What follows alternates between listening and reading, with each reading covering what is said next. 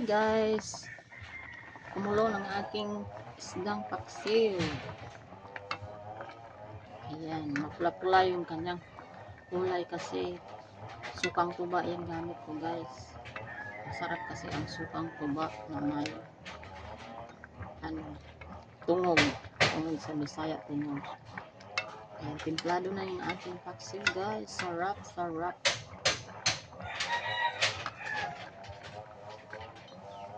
Tikman ko. Sarap talaga. Sarap ng lasa. Saktong-sakto ang kanyang timpla. Nilagyan ko yan ng bawang, sibuyas bombay, at saka sili. Wala kasing sili yung mahaba. Saka lagyan ko pa yan ng dahon ng sili para mabango. Diba? Ayan o. May own recipe. Sarap. Bango na yan. Sarap na naman ang agahan ngayon. Sarap ng isda, fresh na fresh.